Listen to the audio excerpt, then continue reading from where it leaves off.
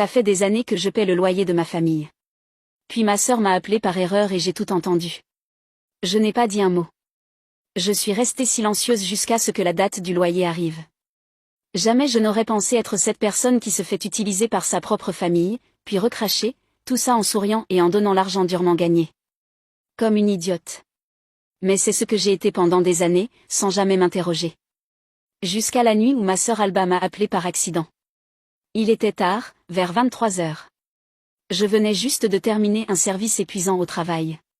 Mon téléphone a vibré, et le nom d'Alba est apparu sur l'écran. C'était bizarre, elle ne m'appelait jamais à cette heure-là.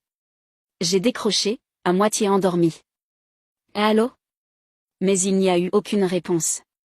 Seulement des voix étouffées, des rires et le son indubitable de verre qui teinte. Une fête? Ma famille ne m'invitait pas à ce genre de choses. En fait, ils ne m'invitaient presque jamais à rien. J'étais sur le point de raccrocher jusqu'à ce que j'entende mon nom. Mon Dieu, tu peux croire qu'Olivia pense encore qu'elle nous aide? C'était la voix de ma mère.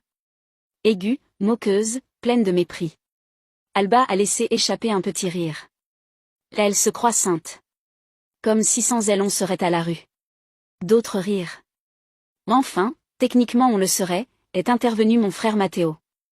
Mais c'est son obligation. Elle nous le doit, a ajouté Alba d'un ton dédaigneux.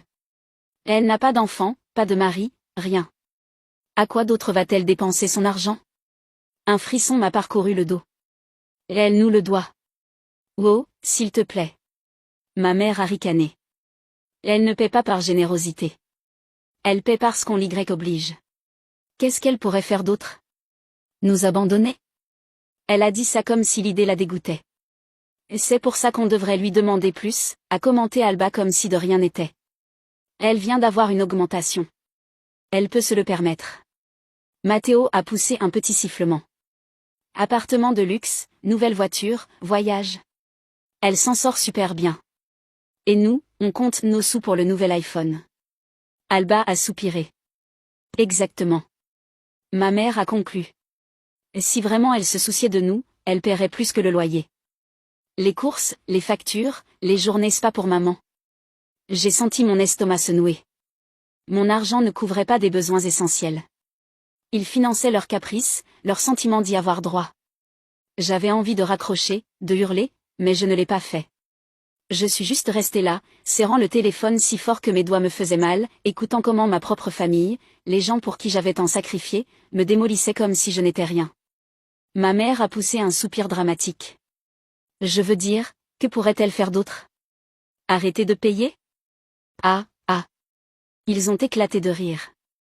J'ai serré les mâchoires, sentant la colère bouillir dans mes veines.